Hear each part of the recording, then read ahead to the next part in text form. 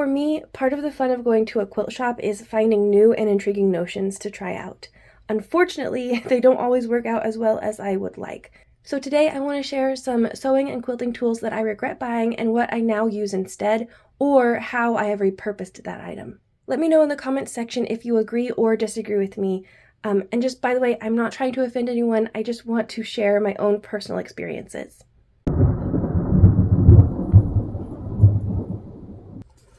The first thing on my list is any kind of specialty fabric glue. And I know I just lost a bunch of people just with that. There are a bunch of well-loved brands, and there are glues for very specific reasons. But in my experience, every single specialty glue I've tried is easily replaced with washable Elmer's school glue or the washable glue stick. So don't get me wrong, these glues definitely work. They're out there for a reason. I just feel like they are overpriced and they come in such small quantities. I think, and this is without having checked any prices recently, I'm pretty sure that this glue was as expensive or maybe a little more expensive than this whole refill I got for these. So in my opinion, Elmer's glue is a really good alternative. Next up is this magnetic seam guide, which I was seeing all over Instagram for months and months, and I finally got it. And it was a really great idea in theory, but because of how my needle plate is situated, this is halfway on plastic, and it makes it really easy to bump it and wiggle it out of alignment. And also, if I try to scoot it back more, then this becomes a problem when I'm trying to lower my presser foot. So in theory, it's a great idea, and I like that I wouldn't have had to buy any refills. It would have been a one and done sort of situation, but unfortunately it didn't work for me and my sewing machine. However, I do really like the seam guide ruler. I use it to set my quilting guide when I'm quilting, and I like that I can be so precise with it. My alternative for this magnetic seam guide is these little strips here.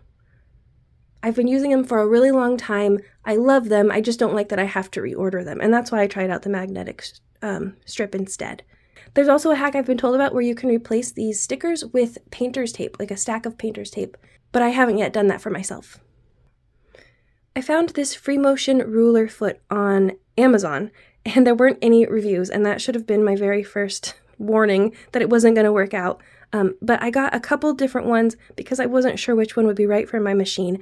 And it turned out none of them were. They would fit on the, I think it's called the shank, but then when I would lower my presser foot, it would be so close to the bottom that you couldn't fit anything under it. And I can't sew if I can't put my presser foot down. And so it did not work. It was really disappointing because they're so cute and colorful. So instead, I got this Westerly Designs free motion ruler foot, and it came with a little ruler and a little thing to make the ruler not so slippery. And it actually does work with my machine. Unfortunately, it didn't make me an instant free motion genius like I had hoped. But yeah, I'm still a work in progress on that. Okay, I want to be super clear. These True Grip stickers that you put on the back of your rulers to make them less slippery, they do work. They just didn't work as well as I wanted. And I had to use a ton of them to really get any noticeable difference at all. Then I had to place them very specifically so that my ruler didn't wobble when I tried to use it. I would suggest that you only use these on little bitty rulers so you don't have to use up the whole pack all at once, and it's easier to balance everything out. Or you can check out this video I made last year. It was a quick hack with something you probably already have in your sewing room to make your rulers less slippery. And if you go check out that video, don't forget to look in the comment section because there are a bunch of suggestions on how to fix a slippery ruler that were really great. I'm going to have to try those someday too. This ruler handle also works just fine, exactly as it is expected to work. My regret is that I don't really use it. I don't really need it. But I did come up with a hack for it to help me combine rulers, and I did make another video about that, so check that out. I'll leave the link in the video description or in the comment section if you want to see that. It basically helps me double my rulers, and I can also get some really weird sizes with it. I am willing to admit that with this next notion, all of my problems boil down to user error, but I'm not sure. So these are some knockoff bias tape makers, and I had so much trouble with them. I could get them fed and they would start coming out, but then they would go all wonky and be really crooked and unusable for every single one of these. And my guess is, if it wasn't my own user error, that this plastic was maybe too textured and grippy, and maybe that threw off the fabric as it runs through the little device. I don't know. It was just so amazingly frustrating trying to get these to work. All the other ones I've seen have been metal, and that's what makes me think that it's a texture issue. I don't have a workable solution to these yet, other than that I'm going to buy some of the metal ones when I get a chance. Also, I really, really love this bias tape maker machine. It's way out of my budget, but I would love to have one of these, especially if I make this bias tape quilt that I've been picturing in my head. I would have to get something like that, I think. Okay, let's see if you can guess what it is just from the top. Probably not. It's a little reusable lint roller.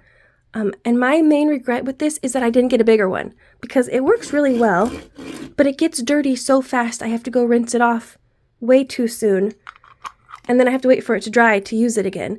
So I'm going to get 2 more much bigger ones that I can use more often, so I can have one to use, one to wash and let dry, and then I can switch them back and forth.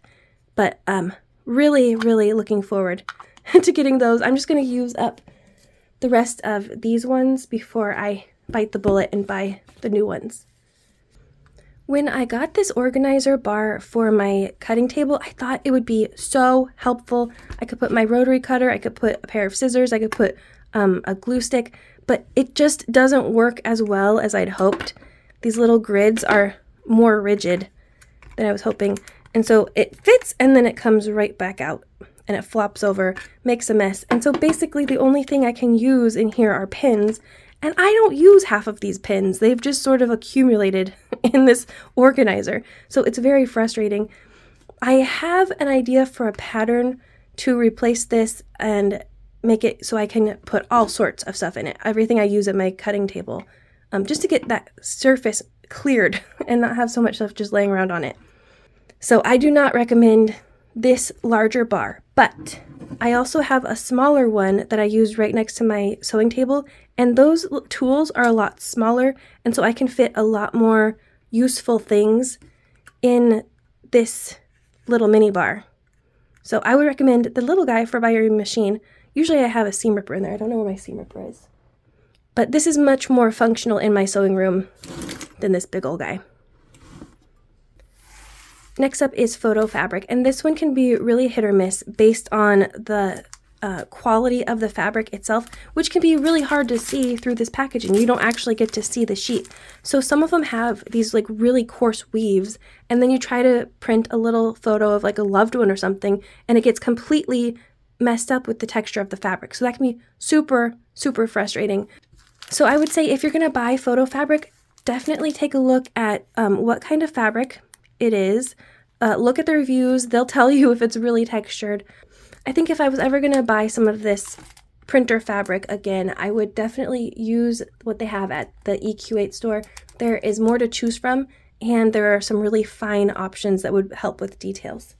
But for now, my workaround involves freezer paper and whatever scrap fabric I have laying around. I cut them both to 8.5 by 11 inches. I fuse them together and then I run them through my inkjet printer, and it works pretty good. There is a little bit of a learning curve, and again, I do have another video all about this if you're interested, and I'll link that too. The very last product that I regret, I feel a little bittersweet about because I have loved it. It has worked well for me in the past, but I've been having problems with it lately, and that is Mary Ellen's Best Press.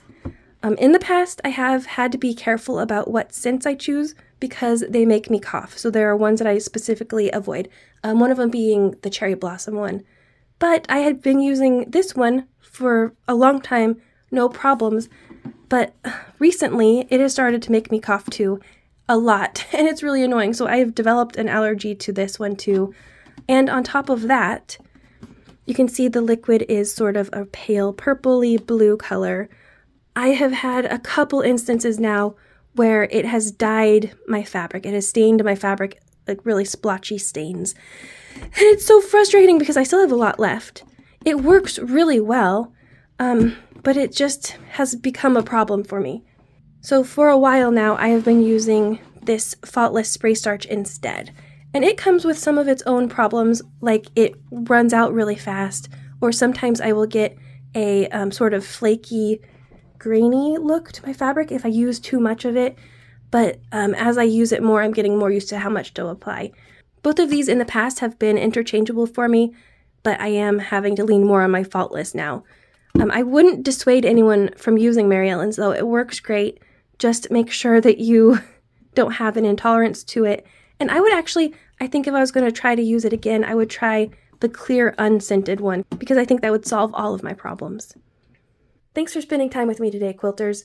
If you want to support this channel and help me buy supplies and materials for future videos, please visit my Buy Me a Coffee page linked in the description below.